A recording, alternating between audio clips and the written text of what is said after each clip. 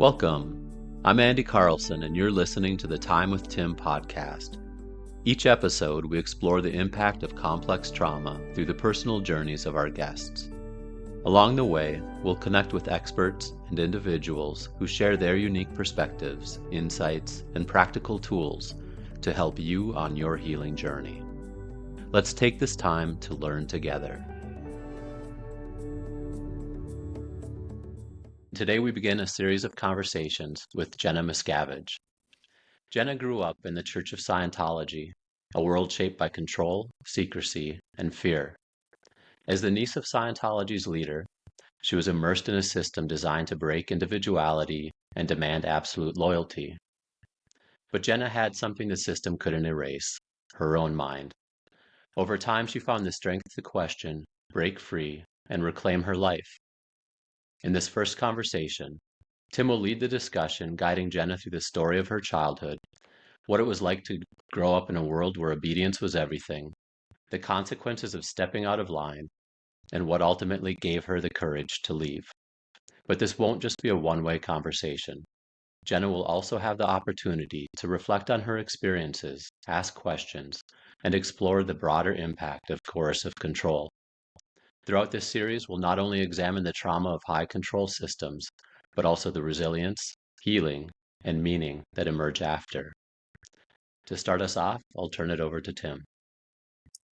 Well, Jenna, I'm looking forward to spending this time with you. I've read your book and learned a little bit about you, and I just look forward to exploring your upbringing and then some of the questions that you have coming out of that, and really around religious trauma stuff. I just want to say two things before we get started. So I grew up within a fairly high control religion myself and had to kind of deconstruct that and sort it out in my own mind. So I understand, relate quite a bit to some of the stuff that you've gone through. So I'm not coming at this from a purely academic background. It's a lot of life experience in my own journey. Secondly, what I want to do with you is really kind of approach it like I would somebody coming to see me with just trauma. So religious trauma, neglect trauma, abuse trauma, whatever. And I would just really begin by wanting to get to know them, their story, the forces that shape them, the things that they might not even see as trauma, but really are trauma, and just really begin to help them look at the pieces of their childhood and how they learned to cope, how they adapted to it to try to survive, the things that came out of that as their kind of core issues that can still be bothering them today in their adult life. So I just really want to be able to paint a fairly accurate picture of kind of who Jenna is and what her kind of main issues that if she's going to continue growing and healing are going to need continued growth and attention. So what I would really like to do is just kind of have you go into your childhood. And I think right up front, to me, there's really kind of two authority pieces in your life. There's mom and dad, but then there's Scientology. And both are very significant authorities because to me, at times in your life, one had more authority. At other times, the other had more authority, but they both were kind of playing off each other and working together. Yeah. And so it's really going to be exploring mom and dad, relationship, home life, and then this surrogate family and the authority of Scientology and kind of the dynamics of that. So we're looking at really dynamics of two families that are going to overlap and be quite similar in many ways, but they're going to have their differences. So does that give you something to kind of feel comfortable to begin talking about? Yeah, I think that what you said is really insightful too, because, it actually is like both things were my family's. And I did not spend a lot of time with my parents. And so a lot of questionnaires that talk about like trauma or complex trauma, they're like, in your home, did you experience this? And I'm like, but there was no home. and a lot of the times my parents weren't there. And so I get kind of like confused at how to answer the question. And then I'm like, okay, is this person, like, we didn't even really have caretakers much of the time. And so a lot of it was just like kids taking care of each other. And and that is Scientology. That really is the biggest part, more than my parents, but obviously the absence of your parents is Right. a thing too. So Yeah, and I would say with kind of kids taking care of kids, they're taking care of each other, but there's this almost invisible force that you better not go against. So there's an invisible authority that has tremendous power in those kids' lives and how they take care of each other. You might not be able to see it on any given day. You might not interact with it on any given day, but you feel it constantly. And it's a lot of fear connected to that. That is very big. But what I think, let's start with mom and dad. And so bottom line is the absence of mom and dad. But what did that look like and feel like for you growing up? So when I was born, my parents were not working for the core group of Scientology. They still believed in Scientology, but like a little bit before I turned 2 years old, they rejoined this group called the Sea Org, which is basically Scientology's most dedicated group, and they manage all of Scientology churches around the world, and they deliver Scientology's like most important counseling and technology to people. And you basically like work like 14-hour days, 150-hour weeks, and you get almost no time off. And shortly after my parents joined with me, you're not allowed to have kids if you're in the Sea Org, and you wear military style uniforms, and you have a rank and a position, and you live communally, and you eat communally, and you only make $50 a week. And so my parents were immediately working all day. And by the time I was 4, I was only seeing them one day a week. And it was really just for a few hours. Like, they would come home one evening, and then I would spend until 11:30 with them the next morning. And a lot of times it was just my dad, because my mom was in like different countries doing different projects for Scientology. And yeah, it sort of continued that way. When I was 6, I went to a boarding school for children of Sea Org members. And I was there all week, and I only saw my parents once a week. And again, it was just my dad. And then sort of when I was 12 until I was 18, I maybe saw I moved to Florida to Scientology's like big training church there. And so I didn't see my parents at all, except maybe twice from when I was 12 until I was 18. It was like for a couple hours. So if I can just make an observation first and then explore a bit more. But I think it's important for people to realize that when you get into kind of high control religions, so like you were part of, the whole overriding thing that everybody feels that the mark of the elite, the best people, there's an extremism. It's, you got to totally submit. You got to buy all in. You got to be totally committed. But that means you got to sacrifice everything. That means you don't have a balanced life. That means the organization, God, whatever, gets kind of the, so it's saying that healthy is extreme. Healthy is out of balance, which isn't true, but that's the overriding thing. And so there becomes this constant comparison that's built into that it's almost a competition. I'm more devoted than you. I'm more committed than you. Look at this. I got proof. I work 20 hours a day. I don't even see my kids, all of that. Yeah. And it's an attempt to prove how committed we are. So that's kind of the umbrella mindset. That's part of that. That's presented as healthy. That's presented as this is the way everybody should be if they're really a good person. Yeah, extreme is healthy or extreme is ideal. And really, it's like you can't be extreme without sacrificing everything else. But Exactly. yeah, Especially then when there's children involved, it's the children that take the brunt of it. And so typically what happens is mom and dad are adored by everybody hmm, except the kids are hurting. And so it's nobody outside of the home sees the true picture of this extremism. They all admire it and validate it. But right. inside the home, it's a very different scenario. So to me, the bottom line is like mom and dad are away a lot. So there's feelings of abandonment. There's abandonment that's happening. There's a loneliness that's going to be settling into the child, but there's a lack of connection. They don't know me. I don't know them. I don't know how to connect with them. I don't know how to build a relationship with them. And then if that overriding thing again is more about rules, the organization comes first. You got to jump through these hoops first.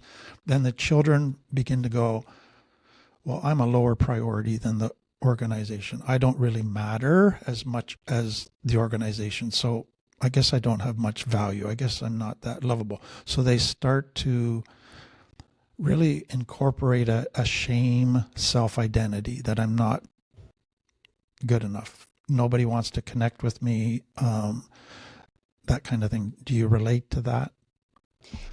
Yeah, definitely. I mean, the only way for me to look good in the eyes of, at my mind at that time, of my parents was to look good in the eyes of the organization. Right. And so whatever they wanted, not only was it the way for me to look good to my parents, but if I did my job doing all the classes that I was supposed to do, I was going to go work at the same base as my parents. And so that was like, in my mind, that was the way that I could see them or be with them. And so that's what I had to do in order to like fulfill this need that I had, that I didn't even really know why I had it. Like I was Right. just like, and then like another thing you said is like there's this inherent risk because I want to be closer with my parents, but it's actually, I know that it's dangerous too, because I know that I can't be with them. And so it's like getting closer with them means that I'm only going to be really upset and hurt. And so it's just almost like I like I won't even try. Like I Right. wouldn't even have told them anything because I know that if I say something bad about what's going on, then that's going to make it look like I'm not good with Scientology. It's going to be trying to create some connection that I know is going to hurt really bad when they say that, well, that means that there's something wrong with you. So it's like I wouldn't even try really. Yeah. So what's significant to me is, so you as a little girl, there's these pure, wonderful longings to be loved, to connect, to be validated, to fit in, to belong, to be part of this loving family. But what you quickly realized was it's not happening. You still long for it greatly. So then your brain goes to hope. Well, if I did this, if I did really well, then I could go to this school where mom and dad are at. But then you go, oh, but then I couldn't be authentic. Because if I was authentic, I get judged. Then I'd be talking against Scientology.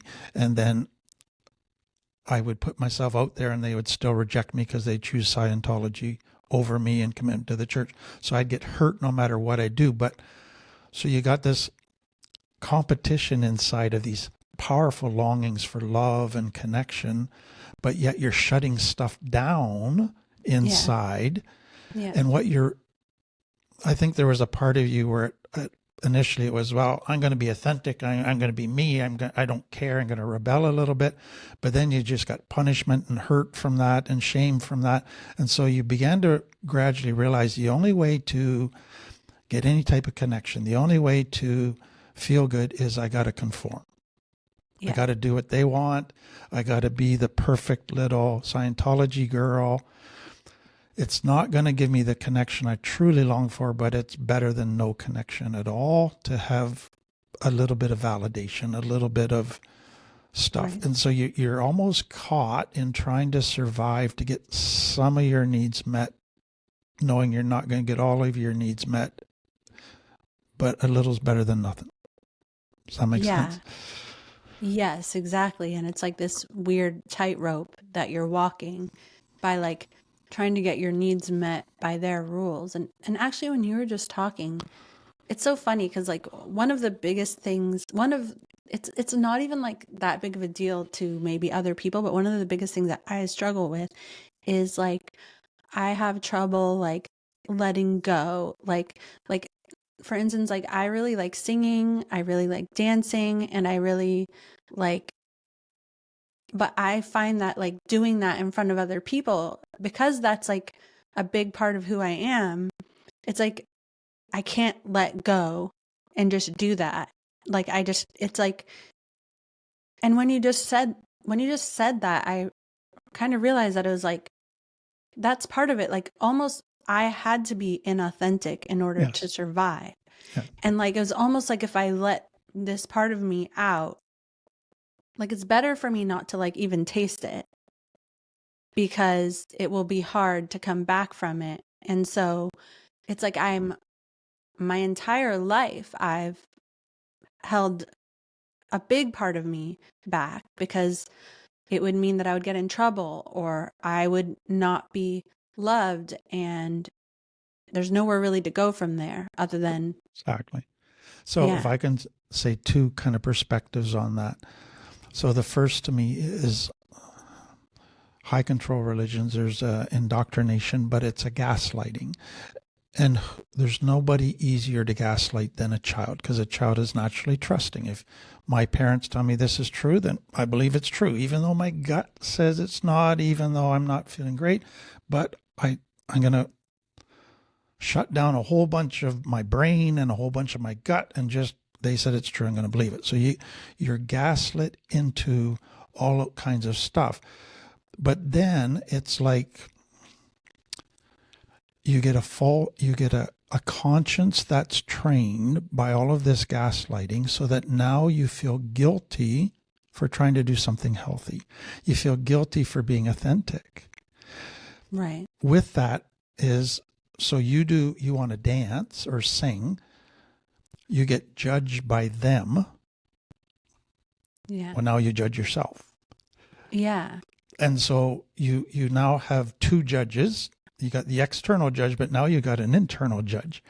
And so what's happening in all this gaslighting process is they're slowly gaining control over the child, where the child gets to a point they don't need the religion anymore externally, because they just do it all internally. And so you're breaking free kind of that internal prison that's created by all of that gaslighting, but it's really controlled by this false guilt by a mistrained conscience, that if you do this, oh, that's bad, you're not a very good person, you have done nothing wrong, but now you feel guilty every time you go to dance and you judge yourself. And so it's really realizing, wow, to get out of this, I got to retrain my conscience. But it has been so indoctrinated and gaslit that it's going to take a lot of work to retrain this conscience that has been so scrupulously trained by unhealthy sources. And at this point by me. Yeah, exactly. And even after leaving Scientology, it's like, in Scientology, they tell you, oh, people who leave, they become really sick, or they become horrible people, they become criminals. And so like, after I leave, there's like all this pressure on me to be like, it's not true. Yeah. It's like, and so it's almost like at a time where you could like let loose and finally be yourself, or like explore who you are. I've literally still been policing myself, talking terribly to myself, forcing myself to be perfect in the same way that I was when I was in there. Just, they don't even have to do it anymore. I'm doing it to myself all the time. And exactly. Yeah, So, and I feel like I'm only like just now starting to realize it. So again, to me, there's so much in what you just shared that if I can just unpack it a little bit, what high control religions use to keep people in the religion is a fear that if you leave, either the world's an evil place or you're just going to lose all your kind of moral constraints that we provide for you, and you're just going to go to crazy, or you're going to go bad, you're going to become a criminal. And then they've always got kind of their evidence from, look at those people in the world, look at those people. Exactly, yes. And I'm like, I'm not going to become one of those people. Exactly. So you've got this huge fear factor. But there's another component there, and it's often that the only place you can have pleasure is with us. And you can only have a little bit of pleasure because life's serious, life is work. If you let yourself have too much pleasure, then you're going to become a drug addict. Then you're going to become this crazy sexual pervert. Like, yes, a little bit of pleasure. You're saying I have that. A little bit of pleasure, we'll tolerate it. But, and so it's that extremism again, that in order to be this extreme person, you got to get rid of pleasure. And pleasure is now seen as a dangerous thing. Pleasure is now seen as, if you go to allow yourself to enjoy life, you're just going to keep riding that wave until you're a terrible criminal. And it's like, that's quite a leap. And so it's like, it's the slippery slope. If you start down that slope, you're going to go all the way to the bottom, or the thin edge of the wedge is often used. If you get that thin edge of the wedge in, then the whole thing's going to fall apart. And so again, it's all of those mind control, fear-based type of things that basically say we have to get rid of all pleasure in your life. And if you enjoy any pleasure, you're in danger. And now every time you feel pleasure, it's like, that's how I feel. Yeah. You panic, you get anxiety. Am I doing something wrong? Am I going to go too far with this? Yeah. So if I can put it another way, what happens in high control religions is there's huge boundary issues when it comes to internal boundaries and external boundaries. So they're really rigid, narrow boundaries. You have to function within this very narrow boundary. But you begin to realize that's not a healthy thing. So I'm going to step outside of that boundary and I'm going to function out here because I think that's safe, that's healthy. But as soon as you step outside of that, you go, oh, I'm outside. I could end up way over here. Like, how do I know? Because I don't have healthy boundaries as role models. Secondly, all the boundaries have been enforced by external pressure. And basically what they're saying is if you step outside of the external enforcers of boundary, you don't have the internal strength to keep yourself from going too far. Yeah, that's how I feel afraid of that a lot of the time. Like, even like I basically almost never drink, but I'm actually afraid if I do drink, very rarely, like I'm afraid of becoming an addict. Alcoholic, yeah. Yeah, or if I'm having if I'm like any moment where I'm having the best moments of my life, I'm like, you better you take this down a notch. Don't you dare smile too big or do anything. Like this is about to end too. Like something's going to happen. So I grew up hearing, don't drink, dance, or chew, or hang around with girls that do. And it was basically, if you allow yourself any one of those pleasures, well, we can give you examples of people that have drank too much, smoked too much, got involved too sexually, and so that's where you're going to go. And so it's forbidding every kind of natural pleasurable drive. So sex, dance, food, because you're going to overdo it. And so that to me is a huge issue. So it's just interesting to me that you're still kind of getting the carryover effects even today in your life of that fear domination that you were flooded with. Yeah. And even you just saying all those things that are like pleasurable, like dancing, singing, sex, food. And when I think about, because like in Scientology, I grew up in a way where sex was demonized. Right. Like even just normal things that people do while growing up. And not only was it demonized, people would be publicly humiliated. Like I remember once when I was like probably about 7 years old. And when you would get in trouble, they issue like they send out a piece of paper, which is like a bulletin, and it's like says what this person did wrong. And I remember it said on there that this one of the kids had masturbated. And I didn't even know what it meant at the time, but this would happen like frequently and different. And I remember being like, oh, I will never, ever do that. Like in a million years, because everyone's going to know if you do. And also it would like, you would be told like, if you did things like that or other sexual things, like we weren't allowed to flirt. We weren't allowed to have a boyfriend or a girlfriend or anything like that. And if you did, it would disqualify you from working at the base where your parents worked. And that was like my whole goal at the time as a young kid. And so I like literally shut myself off from any sexuality or anything like that. And it was literally so that I wouldn't have to be embarrassed Right. by it. And like if I would start to feel any sort of feeling whatsoever, I'd be like, cut it off, like Yep. stop feeling that feeling. Yep. So what we in kind of the trauma field describe that as is soul murder. So basically, in order to get validation, to survive, I got to start suppressing every normal, healthy need, normal, healthy drive, because they forbid it. They say it's bad. So push down, push down, push down, cut myself off from it. So you become less and less human in order to try to please them. But then you're made to feel that you're being good, that you're getting validated for that. You're being told, wow, you're an exemplary student for all of this.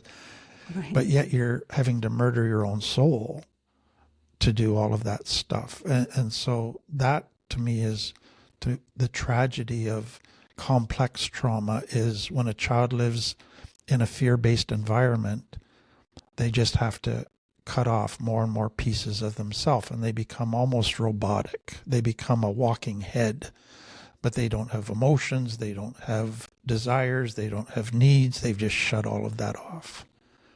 Yeah. And so to reawaken that is really what healing and recovery is, and that's quite a journey. Yeah. So can I ask you this? So a lot of people even go beyond that. So they shut down their emotions, they shut down their drives, they shut down their needs. But some go even so far as to disconnect from bodily sensations. So they're not even aware of a lot of their own body sensations. Can you relate to that at all? Absolutely. I mean, later on when I was, just to go back, when we were at this boarding school, we would do manual labor like about 35 hours a week. So, and it wasn't like just little things. Like we were like digging trenches and hauling rocks, and like, you know, a lot of times our uniforms, like because we grew out of them quickly because they were kids, like we would wear shorts in the winter, and so we were really cold. And like I'm just saying that because like at some point when your fingers hurt too much or they're bleeding or your hands are all chapped right here and cracked from like using a shovel all day, every day, it's like, or if you fall down and skin your knee, or even like, you know, I have scars on my leg where I was cut by barbed wire. You know, we didn't go to the doctors really ever. And so there's no one going to be there going to be like, oh, are you okay? Is it fine? So you just like suck it up. And so I remember when my kids were little and they'd be like, ow, this hurts. And I was like, I never said it to them. Like I would always be like, okay, yeah, it's fine. But I was like, why aren't they just sucking it up? Like, I was like, isn't that normal? Isn't that just what you do? And then like, you know, there were all these random rules. Like if we were to take food from the fridge outside of meal hours, you would get assigned, like basically you would be in big trouble. You would have to do this thing where you would have to make amends and then ask every member of the group, get them to sign a piece of paper that you were allowed to rejoin. And so like if you were hungry at night as a kid, like you weren't allowed to get food. And And then, like, in the later years when I was in Scientology, there were periods of time, especially like right before I left, when we were required to stay, like, the time we were meant to go home and go to bed was already midnight, but they would make every project like it was this big emergency. And so for literally months on end, we were required to stay up all night and then like sleep under our desk for a few hours and then get back up and start working. And they were even like giving B12 shots to people to keep them awake. And so this feeling, I struggle with it now, like where like to me, like needing to go to sleep or having to have enough sleep, like I guess it's a real thing, but it's like, I don't know, like I never, like I finally only nowadays find myself realizing I don't feel good, and maybe it's because I didn't get enough sleep. Is that a thing? Oh, very much. Yeah. So to me, there's two components to that that are quite significant. So number one is, so you're really involved in kind of a child abuse, child are being kind of made to work for free as slaves kind of thing. So they're being subjected to stuff children should never be subjected to. They're being going without sleep, working long hours, all of that. So what's happening with that is you're being told, so there's an indoctrination piece that you don't need sleep. You just need to work hard. And that's Yeah, we would working. be told that we're spiritual beings, like we're not our Exactly. bodies. And so that's how, so it was always like we were told to make it go right. So I was always like, yeah, just get over it. Like it's not even Exactly. a thing. Exactly. So again, there's this whole thing that you don't pay attention to your physical being because you're just a spiritual being. That's your primary stuff. So you totally minimize the physical needs, your physical being, and that does tremendous damage for people later on in life. But beyond that, you've developed within yourself the ability to push yourself, the ability to, my value comes from working hard. My value comes from what I accomplish. So sleep, I can live without sleep because I just dig deeper. I just go. Well, that Yes. works until you get older. That works until you start realizing I can't keep digging deeper and pushing. Yeah. So you can get away with that when you're young, but it does catch Mm. up with you. But the reality is there's something in your brain almost when you're pushing yourself and digging deeper, or you get a little bit of a rush out of it because you get into the zone. You get hyper focused. Because you're digging deep, and there's something quite pleasurable about doing that in that moment. So your Mhm. brain is actually rewarding you for digging deeper. And so that seems to confirm, yeah, I don't need sleep. Sleep is Right. unnecessary. Sleep is Yeah. dumb. And so for many people who've been raised like that, it's almost like they're self-righteous that they don't need sleep. They look down on people that need sleep. Yes, I have that. I'm They're like, are you a baby? yeah, Like, you're weak. Like, what's the matter with you? So yeah. you get this sense of superiority that comes out of that, which Hmm. is really, when you look at it, goes, ooh, what's that all? That's not very healthy. But that's part of that whole system. And so Yeah. what you realize is a basic foundation stone need for a healthy life, which is taking care of your physical body, which is sleep, has been deprived you, has been minimized, has been made to feel as wrong. So you've been indoctrinated, your consciousness has been trained totally wrongly around sleep, its importance, its value, where your true value comes from is not just from accomplishments. So you got to retrain that whole system and you got to retrain your conscience around that. And that takes a lot of time. Yeah. Unfortunately, I feel like I have a lot of things that are going to take a lot. So I'll be like, I'll be healed and then I'll die. But Well, I, I had my own business like a couple years ago where I was like growing cut flowers and I was selling them to local flower shops. And ironically, I only knew how to grow things because of how I grew up. Because right. we would dig the rows, we would haul the wheelbarrows of dirt, we did the irrigation, and we would grow things and harvest them, etc. And I was like part of where almost the only place I got self-worth was from my ability to, like, when I needed to do something, I could get it done. Like, I was good at that. I would think through solutions, I would work my butt off, and I would accomplish everything I needed to in ways that nobody else could. And when other people wouldn't work as hard, I'd be like, what are they doing? Like, why can't they do this?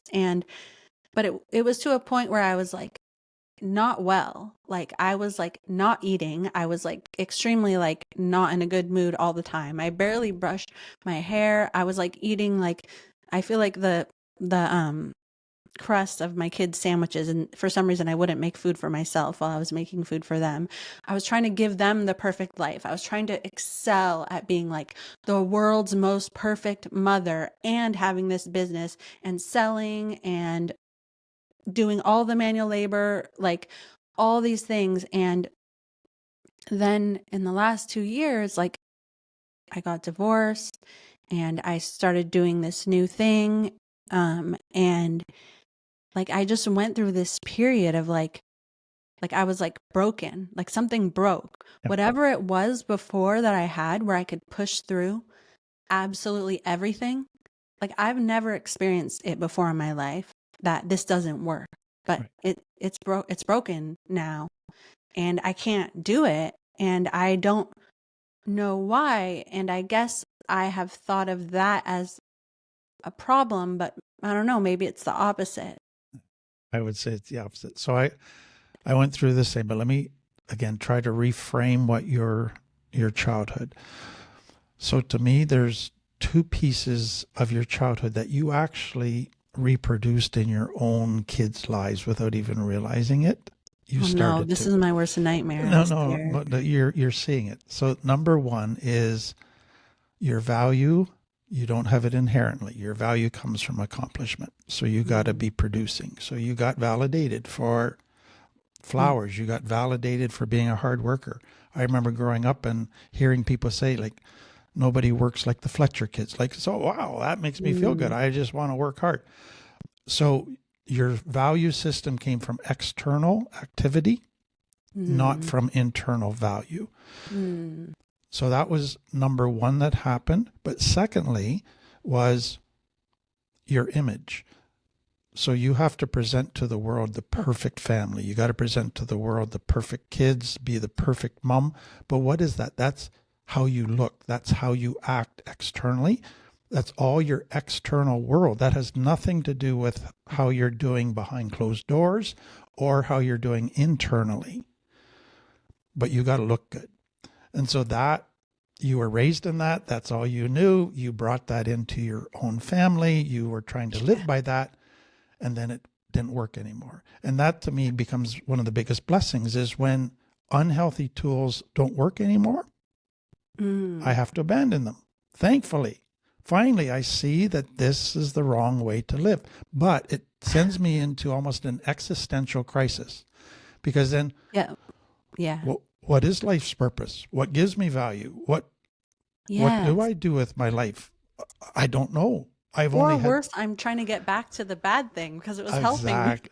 And that's what many people do is I'll go back to the old way because at least I got some validation and felt value instead of realizing, no, that burned me out. That broke me. I got to relearn life and I got to relearn what gives me value. I got to relearn all of those very important topics. And it's not about image. It's about who I am and being authentic. And so again, like in my own life, when I burnt out and everything broke and I couldn't push myself anymore and I'd push myself like a pro for years, I look back on that and go, that's probably the hardest time of my life, but the greatest blessing of my life because it forced me to give up those tools, to give up that mindset, to totally rethink what makes a healthy life. Because this definitely didn't produce a healthy life. It produced a broken life. At least you're smart enough to do that. I'm like, how do I I need those. It was working before. Oh, good for you. But Yeah, I've so lived true. many times when I get kind of down or really kind of tired and overwhelmed, where, oh, it'd be easy just to go back and conform again to the old way, because then I know how to do that. I will get validation for that. I'll belong there. And it's like, Yeah, you know how to no. do it better than anything. Yeah. And it's like, no, don't go down that road, because you won't come back maybe a second time. Because you'll break even at a deeper level if you try. Yeah. So you really feel caught almost, is I can't go back, but I don't know how to go forward. Yes, exactly. And it's like I'm at a fork in the road where I want to go to the left fork, which is back. I know I should go to the right fork, but I don't have a map to know how to go down that fork. Yes, exactly. And it's scary, because look at how old I'm at now, and I don't know. Like, and I have kids. Yeah, and I'm trying to I'm learn divorced. the tools. Trying to learn the tools I should have learned when I was 5, but and so you feel stupid, you feel at a loss, all of those things, and it's just realizing, hey, I am where I am, and I have to accept that, and I have to start learning this roadmap of a healthy life now, because if I don't learn it now, I'm going to pass on to my kids the wrong roadmap.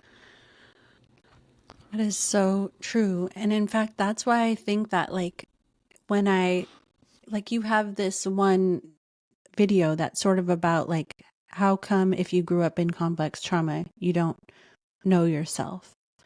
And that's would be the answers to how I would move forward, or, what are my core beliefs? But I don't know. Right. And so I have been trying to take time to learn that.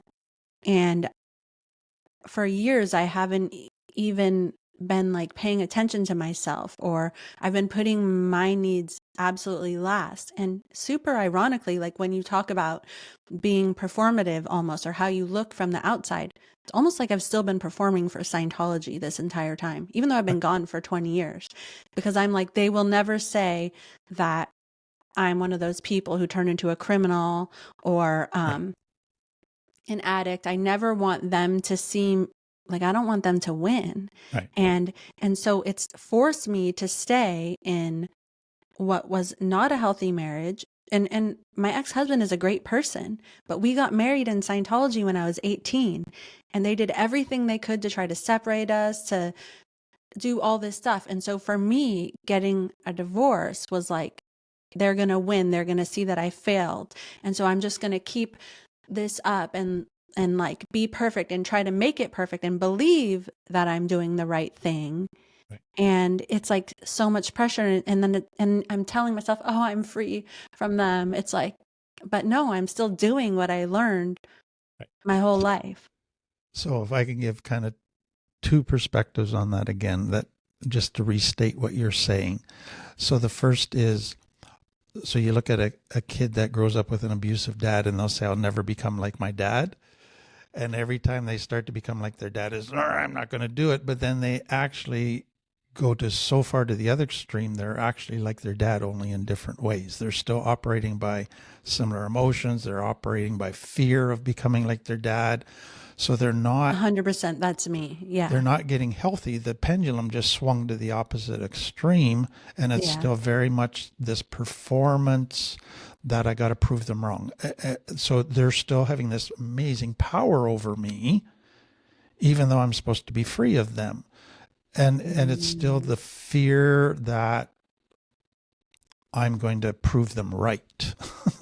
Instead of just saying, hey, I'm on my own journey now to get healthy. I don't really care what they think now. I got to move beyond that and let that go.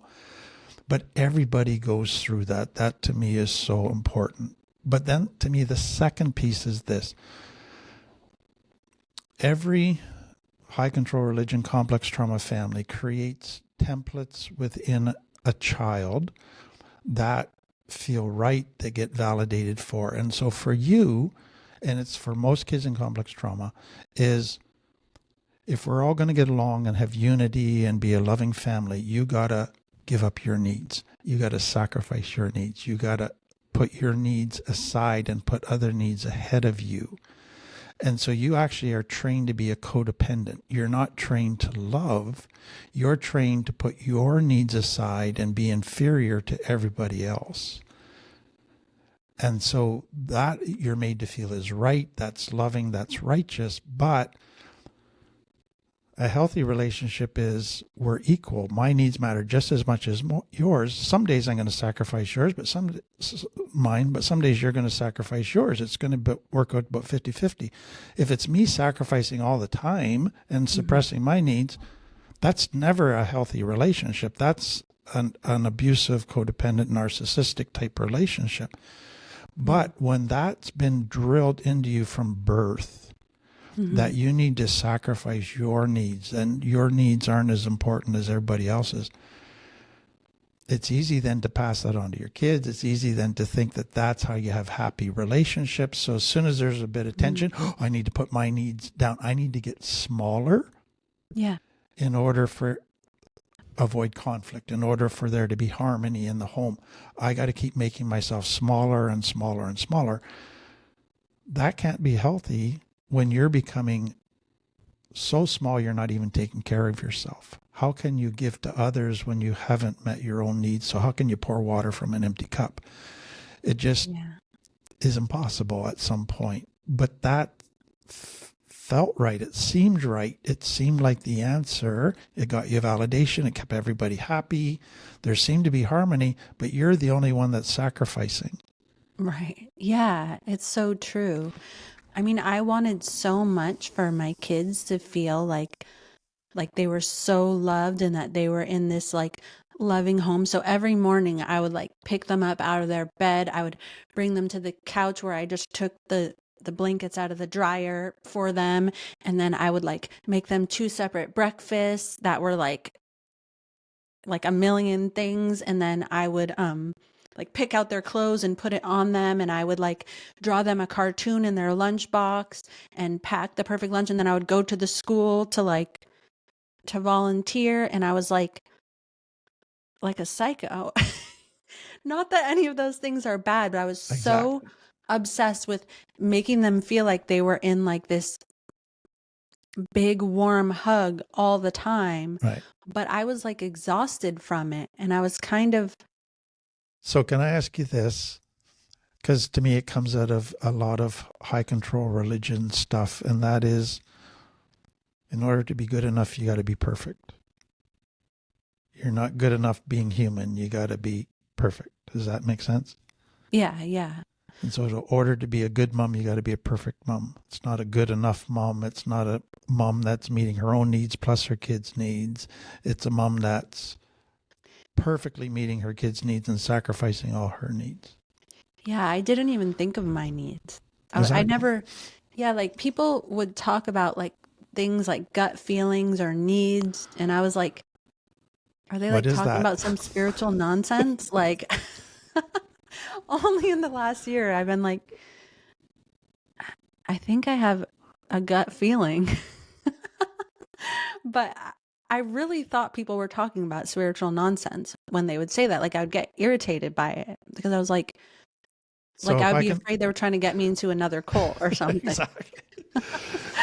So let me frame that another way. So what comes out of your experience and kind of being trained to be codependent is to survive, I got to be attuned to everybody else's needs, everybody else's moods, what everybody else is thinking.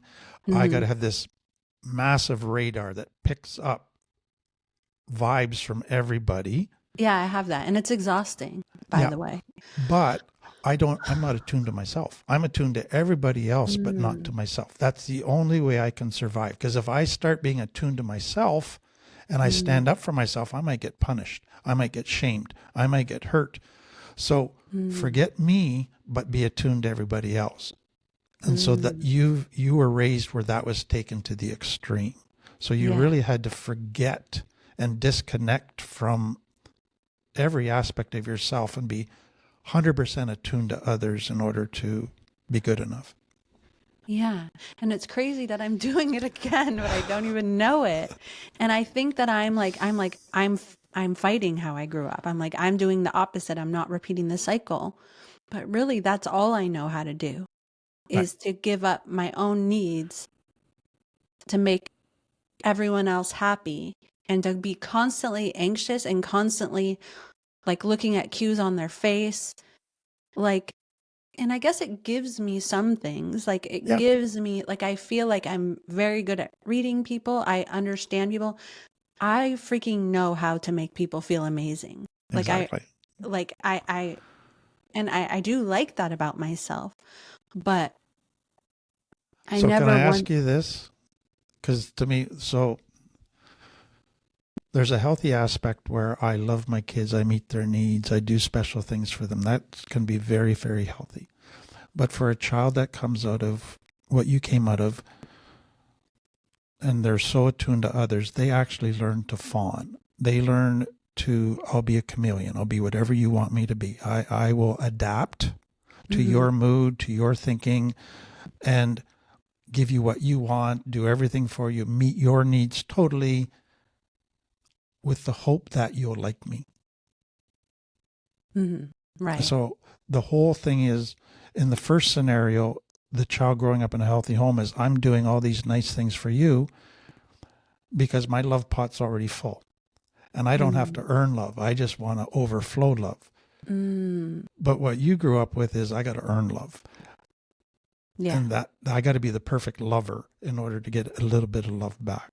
Does that make sense? Yeah, definitely. I mean, that's so much the case. Like, and I was very much afraid that if I didn't do all these things for my kids, then I would have the relationship with them like what I have with my own mom. Right. And I was like, just like, that was the thing that I was like really dedicating my life without knowing it to trying to avoid. And then I remember when me and my ex-husband finally got divorced, and I was telling my kids, and my biggest fear was that they would hate me. Right. And like, I mean, I couldn't stop myself from crying, and I was just like, and they were like, I was like, I'm so sorry that we're doing this to you, and it's not your fault, and we love. And they were like, Mama, they were like, we love you no matter what. And it was like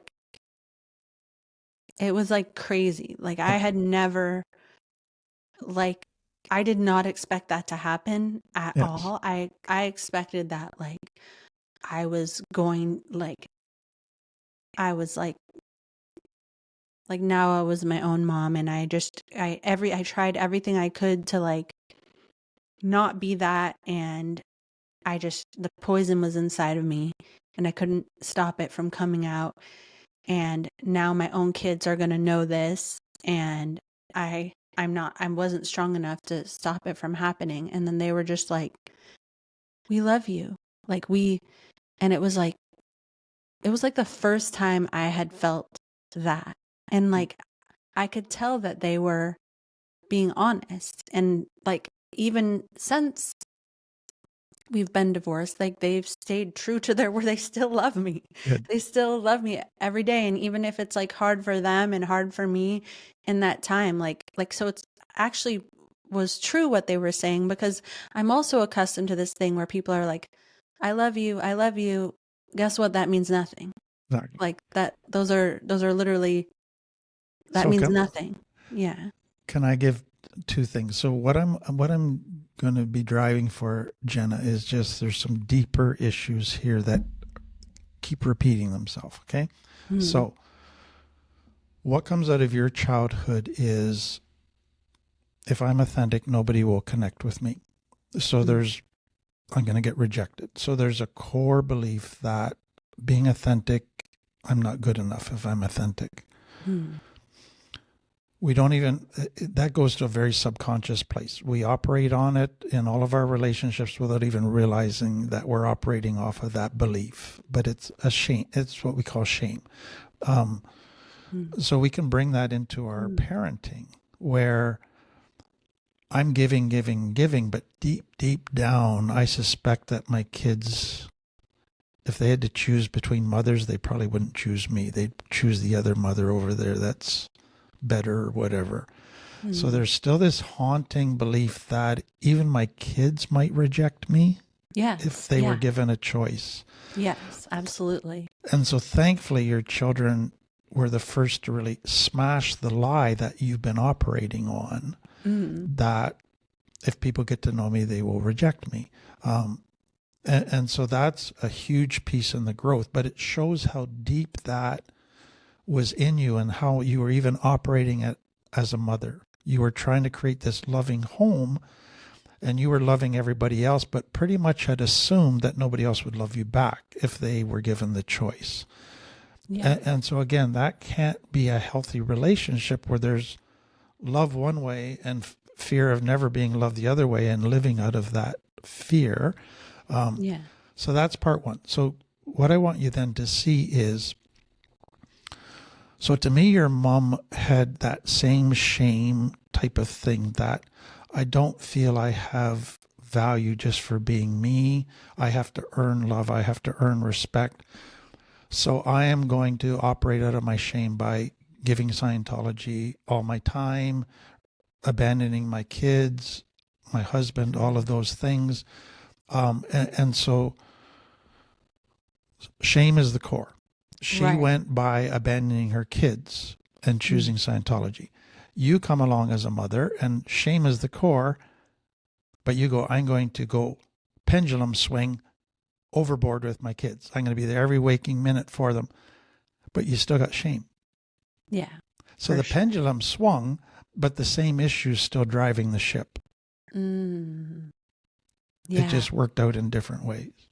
Yeah. Yeah, totally. And I feel like when you say shame, like there's literally no feeling that I know better in my life than shame. Like just all the time. Like my whole childhood is like everything about it, every day.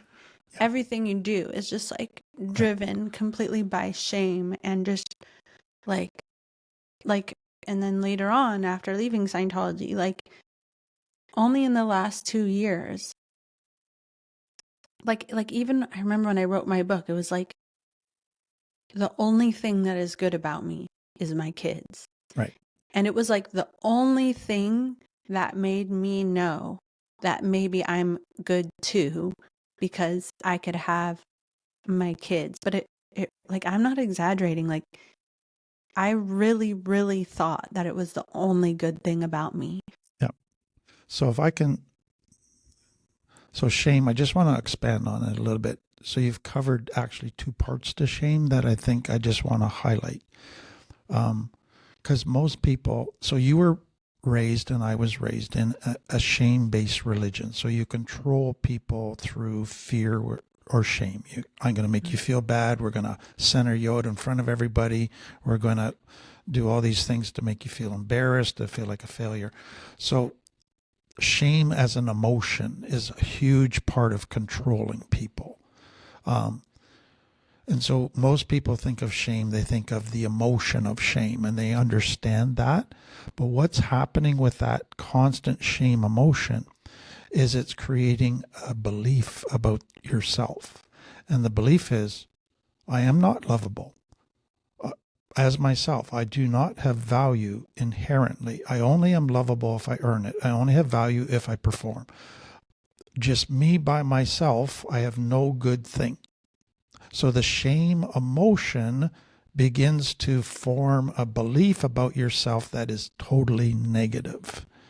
And that actually goes to a deeper place because you're not even aware, because you're not feeling anything. It's just a belief you're operating by. Mm. And that then, and so that you put into words so well, you get to a point where you feel all the shame emotions, but deep down you begin to realize the only thing valuable about me is my kids. Like I feel I have no value as a person. And that's the shame core belief. Yes, yeah. And that was so reinforced throughout my life because it was like, and I don't, like, I guess I, like, I've talked a lot about my story, but I talk about the story aspect of it. But sometimes, like, when I'm by myself in my bed at night and I think about it, it's like the part of like, why didn't my parents like really love me? Exactly. Like, why? Like, I think that I was like a pretty good kid. Exactly. And so it's what did I do to deserve this? Exactly. Like, So it's still the haunting belief that something must have been wrong with me. And so we call that kind of the child's egocentric thinking. So a child only thinks that everything is somehow connected to what I do or who I am. It's never about the other person. It's always kind of, I control the outcomes. And so a child's not able to say, my mom and dad were really messed up. They were wonderful in many ways, but their core beliefs, their core motivations was very unhealthy. They weren't capable of connecting with me. They weren't capable of loving and meeting the needs of a kid. I did nothing wrong. I was a good kid. There was nothing wrong with me. A child's not able to make that kind of observation or process that. They only go, there had to be something wrong with me.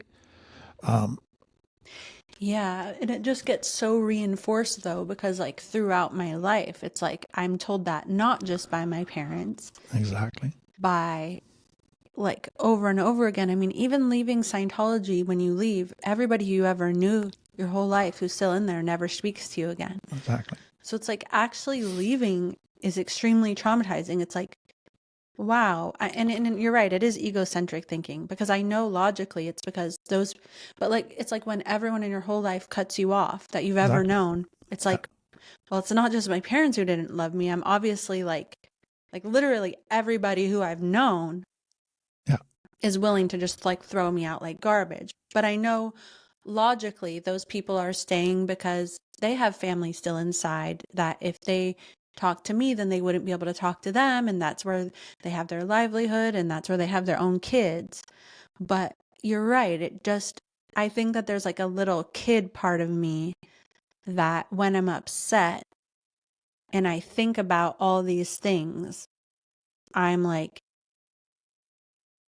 yeah, there's something wrong with me. But then on times when I'm like happy or fine, I know they're not true. But sometimes I just like in those moments, and in those moments when I feel like I'm being abandoned, to be honest, I think those thoughts, and like in all honesty, like it makes me lose my mind a Right. little bit. Like I feel like emotions come over me that I genuinely cannot control. Yeah. So again, I'll give you two extra pieces to this that I think are so important. So we have our brain that is kind of three main pieces. You got your brain stem, your limbic brain, and your cortex. So your brain stem is the first part of the brain that is formed, and it controls your organs and all your involuntary functions. And then the limbic brain develops, and that's in the child. And so the child thinks out of basically a limbic brain, which is your emotion center, survival. And then your cortex, the thinking part of the brain, begins to develop and continues developing until you're in your 30s. And that's your executive processing part of the brain. Only the cortex can tell time. So what is very significant is, as an adult, most of the time you're functioning out of your cortex. But if you have a memory, it triggers the limbic brain, the child brain, because that's the emotions, that's where the memories are for that part of your life. It doesn't tell time. So all of a sudden you feel like a 5-year-old again. You have the emotions of that 5-year-old. You have the perspective of that 5-year-old again. You feel like that 5-year-old. And so then the second piece of what happens once you're in your limbic brain, we call it emotional reasoning. Your limbic brain determines what it thinks is truth, not by the facts, but by how it's feeling. Yes, so I that feel like happens. I Yeah, I'm feel like, like I I'm a know this. I don't care what anyone says. Like, and I'm like, and they're not going to trick me. exactly. So I feel like I'm being abandoned, so I must be abandoned. Yeah. When all the evidence says nobody's abandoned me, but it feels like it, so it's got to be the truth.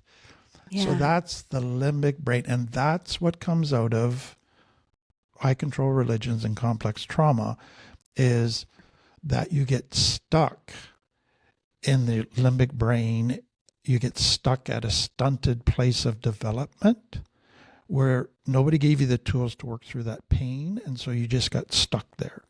And now when that wound gets triggered, you go back there, you feel the feelings. That's your truth. It's overwhelming because back then the kid felt helpless. They didn't have any support. They didn't have any tools to get through this.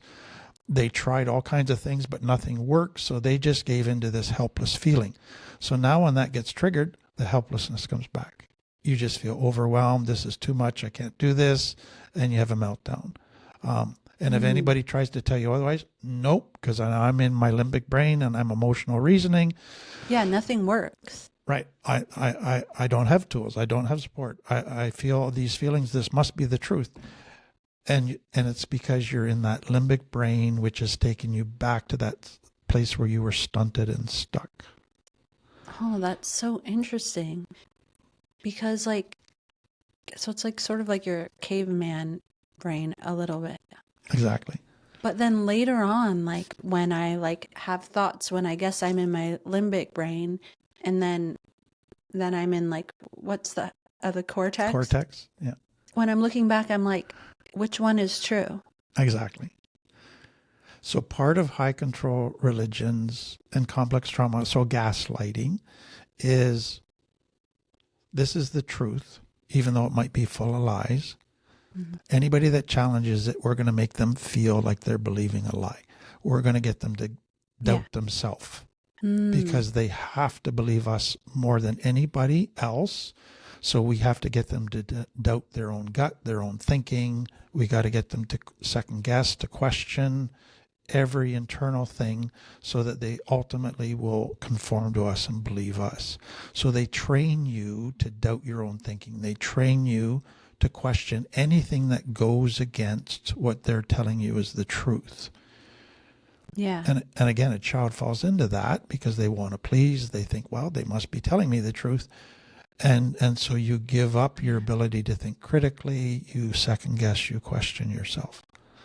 Yeah. Yeah. And what also, I feel like another little part of that has been since I left a cult, there's a part of me that's if you basically, I can't believe everything that I hear.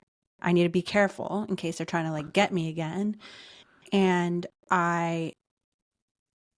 so I question things even more as a protective mechanism, and as a duty, and so it's almost like the things that I believe in the limbic brain, it's almost like I see the cortex as the cult, kind of. Yes. So it's if this person's saying they love me and they're acting like they love me and they're doing all these things that I can see, but then I'm they don't. Right. I'm because they did this one thing this one time and I remember, and this happened and this happened and this happened. And then I make tests. Yes. So let me accidentally.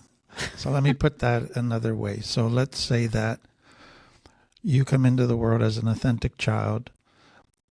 Every time you're authentic and try to connect. So you got two drives. I want to be authentic. I want to connect. So every time you try to do that, you get rejected. So you begin to develop the belief that authenticity leads to rejection. When right, really, so if you're authentic, you can't connect. Right. So really authenticity leads to connection, but your experience is authenticity leads to rejection. So you can never be authentic. So what you don't realize has happened is you haven't just developed a belief, you developed a template that my normal and my life experience is relating to people you can't connect with. So that's my normal. Okay. So I get good at that. I learn how to fawn. I learn how to kind of get their validation. I learn how to survive with people that you can't connect with, people that are narcissists, people that are autocratic like that. That's my normal relationship template. So what happens when you want to go to a healthy type of relationship? So now I'm going to come into a relationship, instead of putting my needs down here and putting their needs up here, instead of only being attuned to them and not being attuned to myself, I'm going to say I'm equal. I'm the same as you. My needs matter just as much as yours. I'm going to be attuned to me just as much as you. That's different than the template. That's different than what feels normal to your limbic brain. It feels wrong. It feels selfish. It feels like you're the narcissist. It feels like Yeah. somebody's leading me astray here because you've been indoctrinated that this is what healthy is, this template. Yeah, it And feels tricky. Like someone's Yeah, trying to you- trick me all the time. exactly. So what most people do is as soon as you try to get healthy, you feel guilty, then you second guess yourself. And so part of that is good. I need to second guess. I need to try and ask myself, is this healthy? But what happens when you've been hurt so often is you overanalyze it until you're paralyzed. You can't Yes. resolve it. So you just stay up all night, every night, analyzing it and getting nowhere. And you drive yourself crazy. And that's, again, really, really where you realize that, boy, I'm going to need some help in kind of learning whether this is healthy or not, because I can't just figure it out. Because It's exhausting. when you've been hurt so badly, the greatest fear is to get hurt again. And so as soon as anything changes, you go, oh, I could get hurt here. Now I'm going to look for hurt. Now I'm going to imagine hurt. Now I'm going to see hurt even where there isn't hurt. So I could end up in a perfect All the time. relationship with the most healthy person in the world, but it doesn't feel like my normal template of relationships. It doesn't feel right because this person's not a narcissist. This person's not cruel. This person values me as much as I value them. That feels wrong. Oh, okay. Are they tricking me? Are they unhealthy? Is something wrong here? Because it doesn't feel right. Yes. Yeah. And I even a little bit like I find myself like if something feels like good or things are going well, I'm like this is extremely suspicious. This is not how life is. This is a trap. And the other shoe is going to drop. Yeah. And so I sometimes find myself like, well, I really am not ready to blame this all on myself because we don't know yet. We can't be sure. But like, I will like almost like find something that maybe will start a fight, but I'm not trying to start a fight. I'm just like trying to have the less scary version of what is already going to happen. Right. Like, so to me, there's two pieces with that. So number one, you talked about testing people. yeah. And so if your belief system is everybody that I'm authentic with is going to reject me, but then you're with somebody that accepts you when you're authentic, you go, something's wrong here. So they're probably, I haven't been bad enough yet. So Yes, I'm going I to test them because if I'm bad enough, then they will reject me. And what you're looking for is keep trying to prove that initial template of lies. That authenticity leads to rejection.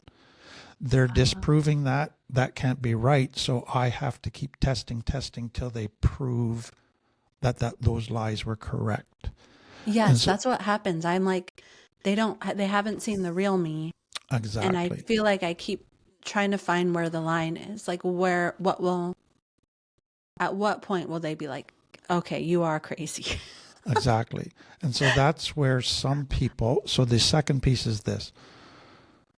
What happens in high control religions is there's a rigidity to it. There's very black and white. And a child actually can gain a sense of security from that. I know exactly where everything is, every minute, what's right, what's wrong. Totally. There's a sense of security. When I go to get healthy and break out of kind of those unhealthy boundaries and rigidity, I'm in this area where it's unknown. Totally. It's like and there's I don't feel big, secure. too many options. Exactly. I don't feel secure. So that sense of insecurity causes me to go, I need to nail this person down right now. Are they good or bad? Because if I'm not sure whether they're good or bad totally, and it's got to be all or nothing. They can't have a little bit of good and a little bit of bad, or a lot of good and a little bit of bad. They got to be either perfect or the devil. And I got to know right now, or else I can't be secure. That's what my ex-husband would say about me all the time. Fine, I divorced him. No. So what happens for many people is okay, I will look at a person, but I'm going to look at them through a negative lens. I'm going to look for faults so that I can nail them down as a bad person. Then I can reject them. Then I feel secure again. Okay, that was a bad person. Don't have to live in the unknown anymore. Yes, yes, that's so So I got to true. put everybody in a box to feel secure. But the problem is I got to put everybody in a negative box. Hmm. Yeah.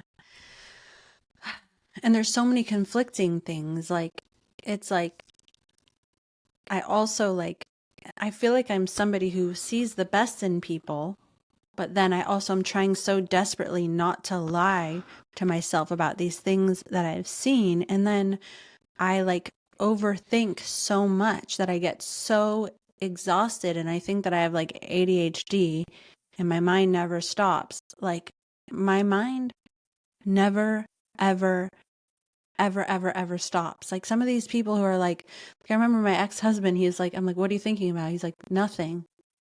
I'm like, I've never once been thinking about nothing in my entire life. Not So once.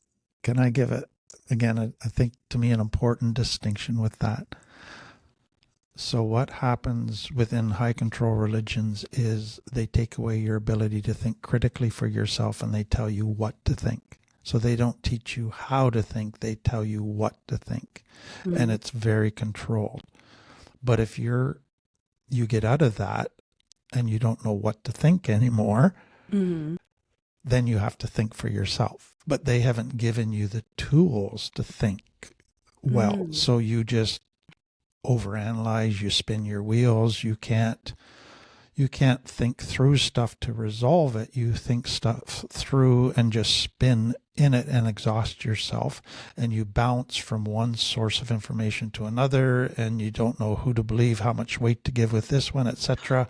Exactly. It's very exhausting. And so to me, it's just one of the tragedies of complex trauma is it takes usually a child's ability to think away, critically think. And so to relearn or to learn how to critically think takes time, but it is a very challenging thing. And so, like, to me, what just spending time with you, you are a thinker. It's just that you weren't given the full toolkit on how to use that thinking productively and the information that you could. But I think that's going to come, Jen. I just think you got to be patient with that. And this is part of the process in getting to that. It's paralyzing. It is. Yeah. Yeah. I mean, I wonder if that's like what ADHD is, but it's like from something like that happening, or Well, I from think that's like, so to me, ADHD has many ways that it manifests itself. And so some is the anxious child that just can't get focused because they're worrying about so many different things. But then you've got the adult who's never been able to think stuff through and resolve stuff in their mind. So their mind just spins, and it comes out like ADHD. And I think that's a very real element for many people from trauma. Is that is the characteristic of their thought life, is it just bounces, nothing gets resolved, and it gets very I make lists exhausting all the time. Yeah. And they're like in my car, they're on my desk, they're on my computer, there's like a million I feel like I'm making myself sound crazy, but maybe I So, well, Andy's smiling. You know what, Andy? I'm going to let you make a few comments or ask some questions because you're absorbing all of this dialogue here. No, my brain is reeling right now just from kind of identifying. I resonate a lot with your own story, with kind of the religious abuse, and a lot of the things that you share too. I had a few questions as we went along, and I'll say some of these may sound a little bit weird, uh, but one, as you're talking about the codependence, I was wondering, do you notice as you're sitting and talking with us here today, are you more aware from a perspective of us looking at you or you looking at us? And that's a real subtle one. Um, I would have to say, like, honestly, like, you guys looking at me, Mm-hmm. like, to be honest. I feel like when I'm by myself, I can look at other people, Mm-hmm. and when I'm with other people, it's the other way around. And so sometimes, when I would always tell my ex-husband that I'm an introvert, but then whenever we would go hang out with people, he'd be like, "What? You're the most extroverted person ever. You literally talk to everyone." And also, I was never alone growing up. Like, I was always with a million people. I always lived in a dorm with like 7 other people. And like, yeah, I guess when I'm by myself, I feel like relaxed and more calm and then I can look outward at other people. And that's, it's some of the codependence and hypervigilance of like needing to having that focus, looking at other people's faces and that focus uh, kind of inward back at you so that you can be safe. It's Yeah. one thing I'll share with you that's something like 2 months into my own healing journey that started to shift for me, where I would be in like a meeting like this, and Mhm. all of a sudden I noticed that I was looking at people rather than just all of these people looking at me. And I resonate too with what you said about the introvert and the extrovert, uh, because I've always defined myself as an extrovert trapped in an introvert's body. Mm. But what I think is it comes from this kind of this control, that constant need to be thinking, checking, am I doing it right? Are they going to love me? Is everything going to be okay? And so when we need to think before we speak, it takes out of, as you said earlier, the singing and the dancing, it kind of Mm. takes away that freedom of expression when we just have to be Yeah. so rigid and controlled with it. That's And I, so true. Yeah. And I think in everything before I speak, and then all of a sudden I get tired of it, and then who knows what mm-hmm, comes out. And maybe that's the best part. Maybe mm, because I'm too tired from yeah, overthinking. yeah. It's our brains are like working overtime just to Yeah. make sure that we're safe. Mm. Yeah. I had a question too with you about I have two questions that are kind of like body and emotion related. And going in, so well, I'll start broadly. Do you have kind of like go-to emotions or common emotions? Like if you look back for the last couple of weeks, um, like upset, anger, joy, anxiety. Mm, I don't know. I had a call with a new therapist recently. It was like the first time I spoke to her, and she was like, "How's your anxiety doing?" And I was like, "Are you saying I have anxiety?" I mean, like, I'm like, Mm, what kind of psycho isn't anxious all the time? Like, that's a mm, weirdo if you. mm-hmm, But yeah, I mean, I guess I'm constantly trying to like. I have noticed that I'm not like I'm hardly ever in the present. I'm always trying to like either mm-hmm, plan for. I spend a lot of time trying to plan for the future and sort of making sure that it turns out how I want to. But I also do this one weird thing where it's like if I feel sad, like I noticed that I do something that other people around me don't do, and I've noticed it in the last few months just because life has been like hectic and psychotic as per usual. But like if I'm sad, it's like I make myself sadder. mm, And like or I'll listen to like a sad song, or I will like I like think of all the bad things that it means. And I don't really know why. It's almost like I feel like if I go through it good enough, then it will go away. I don't know. mm, Or I really don't know why. But I have realized that I do that, and maybe other people in my life, they are just like trying not to be sad, and I'm like, mm. So can I Yeah. ask you, were you allowed to be sad as a child? no, definitely Okay. not Okay. at all whatsoever. Like, So what I've seen with clients in the past who weren't allowed to be sad mm, is The first time they let themselves be sad, they can go one of two ways. So some, no, can't go there, got to get happy again. And they do all the positive thinking, happy music, whatever, just to get themselves happy. Because to them, sad is dangerous, sad is proves you're a failure, sad whatever. It's got all kinds of messages. But the second way it can go for some is, oh, for the first time I can validate my own feeling. It's always been there, but I've never been able to, nobody's validated it. I wasn't allowed to do it. I can do it. Oh, this feels good. I'm finally being real. Okay, let's just milk this. Let's just indulge this. Let's just stay here. So that to me is where some they finally have permission to go there, and they don't know kind of what a healthy balance of that is. They just, like where does it end? There's a positive that comes out of it to finally be able to be more human. So I'm just wondering if there's a part of that for you. Yeah, definitely. I mean, it was never like when I was a kid, crying was like pointless. Like it was like, why would I cry? I'm going to get in trouble. I'm going to complain. I'm going to pay the price.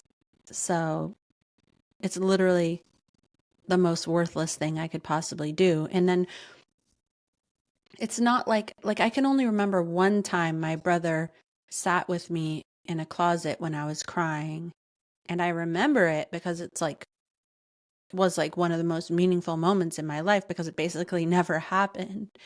And even in Scientology, like they believe that if you're too upset about things, like I would be upset about things like not being able to see my mom, and like I wasn't even allowed to call her for years. And when I would get a letter from her, I would have to read it in front of somebody and then they would take it away. Like it wasn't like I could keep that letter and like put it under my pillow and keep reading it.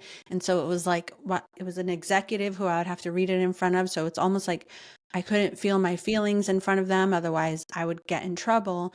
And so they believe that if you are upset about something repeatedly, that it's because you've done something bad that you're hiding. And so like I would have to, like if I said that I was upset about not being able to see my mom or being worried about her or whatever, it would just result in me getting in trouble. And then even other people would be like, well, I haven't seen my sister in this long. You haven't seen me crying. And, you know, if your mom is on this program where she's bettering herself, so if you're crying about it, then what does that mean about you? You don't want her to get help? And so I would like tell myself that, like, yeah, there's something wrong with me if I'm really upset about this. And so it was like, yeah, I never really would cry until it would all boil up and I couldn't take it anymore. And then I would like try to run out of the room. I would try to escape and I would like revolt. But I didn't really know why. I just knew that I couldn't take it anymore. But I still thought it was because I was wrong or I was weak. Exactly. So it's just interesting to me that what you were raised with is kind of the body doesn't matter. Yeah. But then certain emotions are weak, are wrong. There's something wrong with you if you experience them too often. So that's a very complex trauma family belief dynamic. So the child is disconnecting from their body, they're shutting down certain emotions, they're feeling bad for having them, they're weak if they have them. So they're developing a belief system about their emotions that's full of lies. That they're bad. Like they would call this thing called human emotion and reaction. They would call it HENR in Scientology, and it's bad. It's letting your reactive mind take over, and that's like all the bad things. So the child is not just developing a belief system, now they're developing a fear whenever that emotion pops up. Oh, I'm doing something bad. Oh, I'm going to end up in a bad spot. So I got to shut her down even harder. I got to run away from it. So you're becoming less and less human in order to get validation. So one of the things that actually we do with clients is, if they've had that, is they need to learn to go and be okay experiencing emotion sitting in an emotion, just allowing themselves the space to feel an emotion without judging themselves, without feeling weak, and feel the benefits of feeling that emotion. That it actually can be cathartic, therapeutic, healing. It can release a whole bunch of stuff that has been bottled up. So most kids like you growing up, nothing got released till it hit the explosion point. Yeah. Then right. it all came out, but then you got made to feel even worse, and you and then I believed paid for it. Right. And so you didn't learn that, hey, every emotion provides a natural release to different things going on in your life in a controlled way. And so it's just a part of a kind of, here's an exercise for you to do. Let yourself experience sadness. Just sit in it. Set the timer for half an hour. Just sit in it, write about it, have a cry, then talk to somebody afterwards about it. And then should I talk to somebody afterwards? Because for some reason, I also feel like I need somebody in that time. And like, that's a possibility. What I really, really like need. Like I have this huge craving for it. Right. So if you go back to your brother in the closet, so whenever a child experiences a negative emotion, it's because there's a need not being met, there's a hurt being experienced that they can't handle. So oxytocin's released in the brain, which says you need to connect to somebody who can help you meet that need. And so you connected with your brother, just the connecting that somebody was empathetic felt good. Your brother listened, your brother comforted, helped meet the need. So there was a bunch of positive dynamics that were happening from that. And so it's realizing that a negative emotion for a child, they don't have the tools to regulate it or process it alone. They need a co-regulator. They need somebody to connect to who's going to help them through that, who's going to soothe them, comfort them, meet their need. I still need that. Exactly. So the reality again is you were stunted in your emotional development. And so now you're still very childlike when it comes to experiencing emotions that you need to connect to somebody. Now the danger is that the child in connecting with their parents, each time they connect, they're getting comfort and all of that, and they're learning tools to learn to regulate their own emotions. So they still need to connect, but they don't need to be needy. Oh, okay. And so the danger is, I need to connect, and that feels needy, and it could become needy if you're not careful. So it's realizing I need people right now as I go through this emotion, but I need to learn tools to handle it myself as well. Does that make sense? Yeah, that makes a lot of sense. Yeah. Sometimes when I'm feeling that way and people are like, just breathe, it makes me like want to stab them in the face or something. I'm like, I'm already breathing. That's not going to work. So to me, the reality of complex trauma families, high religion is that, or high control religion is, they don't deal with emotions very well. They don't like emotions that are intense, that are prolonged.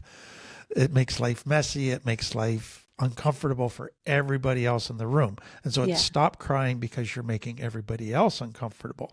It has nothing to do with your need. It's how it's affecting everybody else. So it's get over it, suck it up, because it's bothering everybody else. And so they're great at giving out glib fixes. Just breathe. Just go journal. I have a choice. Go to your room. That's going to magically just fix it. And it's like, no, it's not. Quit telling me that stupid stuff. And so it's just realizing when I express emotions, I need to do it with safe people that understand this, that aren't going to give me a glib little fix solution, but are going to give me space to make space for me to feel it and express it and not judge me and not try to just magically make it go away. That becomes such an important piece in learning kind of emotional intelligence. So I'm just looking at the clock, and I know Andy had another question, but Jenna, what's going on inside of you and your brain? Well, it's weird because I'm always thinking about this stuff and like how to process everything or just how to move forward. Like, I just feel like I've learned more in the last like couple hours, and also how many things that I knew that I thought were totally separate things, how they go together. And I'm honestly just thanking somebody that this is recorded, because I always forget really important things right after I learn them. But it's so funny how so many, like, because one of the questions I was going to ask you is like, where do you start with your healing? What's the most important place? But, you know, because I'm like, there's this issue, but it actually, what I have learned here is that a lot of them are the same issue. Exactly. These are just like different manifestations of it. Exactly. And that's so if you've pretty got incredible. that is huge. So Yeah. most people, when they go to a therapist, they're looking at the symptoms. And Yeah. they're trying to fix symptoms and put Band-Aids on symptoms. Yeah. And what we're trying to help people see is there's some very common core issues that almost everybody has that express themselves in different symptoms. But unless you deal with those core issues, you're going to be putting Band-Aids on symptoms forever, because it's the core issue that is the real thing that needs to be looked at and understood. Yeah, and that makes so much sense. Like, because I was even wrote down, I was like, you know, where do you start? Relationships, like with your work, like how to put yourself out there and not hold yourself back. And really, it does all come down to like, if I am my authentic self, then I will be in trouble. Exactly. Shame. Yes. Yeah. And that just fits for everything in every way.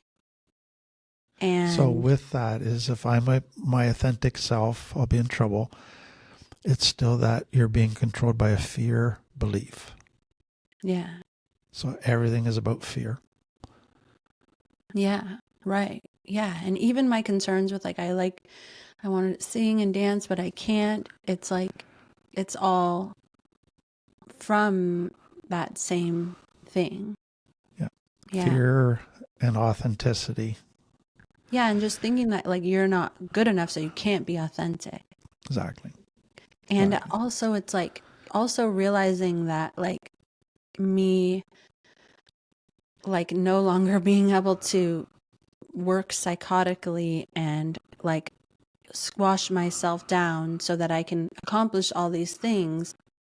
Like me thinking that now, like this has really come back and gotten me once and for all. It's actually not really true. It's actually might be the opposite. Like I can no longer, like I used to wait for things to get up to here, and now, like, you know, by pushing myself down and being hungry, being tired all the time, being okay with being treated in a certain way, and now it's just that my tolerance level has come down, and maybe that's like, maybe that's good. Yeah. So let me just say one other thing about this, because I think half of the West goes through this, or 3/4 of the West goes through this kind of thinking. And it's basically, I got to keep pushing myself down. I got to squash myself, all of that over and over again. So it's really saying that a healthy person, a strong person wears a cape like Superman.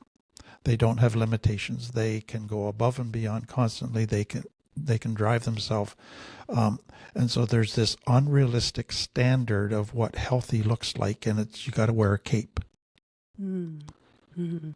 Which means to be human with limitations is weakness, is bad, is a failure. Yeah. And so so when I burnt myself out, what I really, the battle became, can I accept that I have limitations? Can I accept that I can't be Superman? Mm-hmm. Can I accept that I need 8 hours sleep? Can I accept that I have to say no to some things? Wow, that was transformative and scary as anything, to actually look at that and accept that I'm human. I have limitations, and that's okay. That's good enough. That was life-changing. That is so true. Especially in Scientology, you're taught that you're a spiritual being, and you're actually taught that you have like native powers of like reading minds. You can do anything, you can create anything at will. And so I've always grown up and I have had it as a strong belief like anything is possible. Yeah. Like even like you know when we would do push-ups at PE, I would be like I never had to stop. I just chose to. Yeah. And so I almost think that like that's the allure of Scientology in some and way. many religions, it's God's going to give you the strength to do this magical stuff nobody else can do. I remember one of my very first early on clients who was really struggling with this. And I said, okay, if I set the high jump bar at 5 feet, could you jump it? He said, oh yeah, no problem. Okay. How about I set it at 7 feet? Yeah, if I try hard enough. Okay. How about I set it at 10 feet? Sure, if I try hard enough. Okay. 20 feet. Yeah, if I try. I said, no, you couldn't. Nobody's ever come even close to that. Yeah. No, if I believe it and try. And it's like, wow, that was so ingrained in him that for him to allow that he had limitations would be to admit he was a total failure. Yeah. And he just couldn't go there. That's interesting. I wonder if it's worth like trying to figure out what your limitations are. What are? And they're probably like simple things like you need to get sleep. You can't operate without sleep. You can't operate without food. I'm going to write that's that why down. we've broken life down into kind of 12 basic needs: physical needs, emotional needs, intellectual, relational, spiritual needs. And those limit us. We have to meet those needs. And therefore we got to set boundaries if we're going to ever be healthy. And that limits us even more. So those are I'm doing that class online, but that makes sense that those are the limitations, that you need these kind of whether you like it or not. You're just a human. You're not like a superhero. Everybody needs these. And the reality is I'll never truly be happy unless I'm meeting those needs consistently. Because a child with unmet needs is a very discontent, unhappy child. So why should I be any different if I try to suppress my needs and act like I don't have needs? They're still there. But that accepting my humanity is so hard for people from high control religions, because you're made to believe that God or something magical will just make all of that unimportant. Yeah, it's almost like letting go of the little ego thing that has been making you feel better from all of the other ego crushing things. Exactly. That like kind of saved you through all those other things. And that's actually hard. You're getting it. Yeah, that's so interesting. So just to kind of say back to you, big picture, what I'm seeing today. What I'm seeing in you is so normal for people when I first meet them and they start to kind of understand stuff. There's an element that just is like their mind is spinning. This is so much information. This is so overwhelming. There's almost a heaviness emotionally as things like they hit you like a truck. Yeah. But there's also like hope and a release of something for the first time that, oh, it's making sense now. It's putting stuff together that my brain's been spinning for years trying to make sense out of. And there's a relief that comes, and I see both of those going on in you, which is really kind of neat to watch. Yeah, early on in the conversation, almost like the first thing we said, like I almost felt like something in my body, I don't know, like felt different. And honestly, I actually feel a relief knowing that it's like there's really just one thing that I have to address, you know, which everything else is a symptom of. Exactly. And that just like makes it so maybe I don't have to think so hard about everything all the time. Exactly. But I'm going to be dedicating that thinking to that thing. But that's such a big shift for people, is to realize I don't have to figure out all of the symptoms and all of the pieces. If I can get the core issue in focus and start working on that, it's going to take care of the symptoms automatically. Yeah. So let's just start focusing on that core issue, and it just simplifies life and the thinking process tremendously. Yeah, I love that. That's actually such a relief.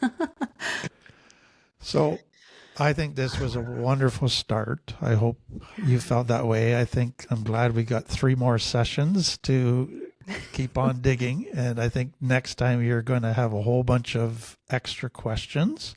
And next time I really want you to kind of start it off with, okay, since last time I've been thinking about this, and where do I go next? Or what about this? And then we'll just kind of see where it goes. But I'm pretty sure it's going to go deep, and I'm pretty sure it's just going to keep adding more and more important pieces and perspectives to it. So I'm really looking forward to it. Me too. Yeah. Thank you so much. Like, honestly, this is like so helpful to me. Like, it's almost like I feel like I'm like, I've spoken to therapists, but it's just like always been like just little things. It's so hard to get in, like tell your whole life story. And then, I don't know, then just you're dealing with one symptom of things, or then you move on to somebody else or something. So this has been amazing. Thank you so much. Good. Andy, did you have any final? Yeah, but before we close today, I'll just ask Jenna if you want to share about your book and your YouTube channel, where people can follow you on your journey. Sure. Yeah. My YouTube channel is just called Jenna Miscavige, and I sort of just I tell stories about things that happened while I was in Scientology, explain certain aspects of it, and it's just kind of like my healing journey, like me trying to figure things out and get through life after having been in Scientology for more than half of my life. And so a lot of people, I mean, almost everybody has complex trauma. Almost everybody has been through difficult things in their childhood, or has been in a difficult relationship, or has estrangements in their family. And so I just feel like it's a nice place where I can share and meet people who are going through similar things. And then I also wrote a book in 2013 called Beyond, it's right here. It has a really long title. It's called Beyond Belief, My Secret Life Inside Scientology and My Harrowing Escape. So it basically just tells my story about growing up in Scientology, and it pretty much ends when I left. So my YouTube channel kind of takes over after that and what happened later on. I think both Tim and I read the book. It was really infuriating at a lot of parts, but it was a very gripping story.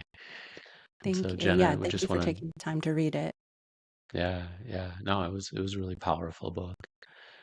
So yeah, well, thank you for sharing your story with us today. I really appreciate your courage, your honesty, and then also your willingness to look at your past.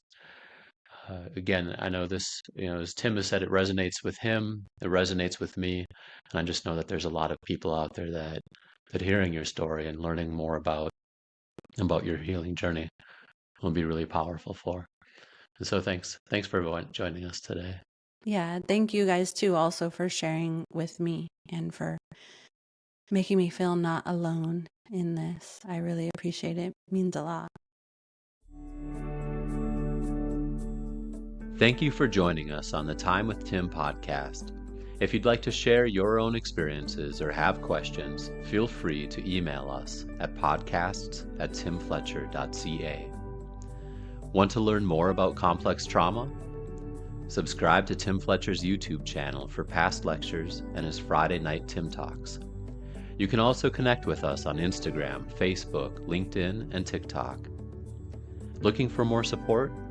We offer programs and courses to help with healing complex trauma and recovering from addictions. Visit timfletcher.ca to learn more or send us an inquiry. We're here to support you. Until we meet again, take care, and thank you for letting us be a part of your healing journey.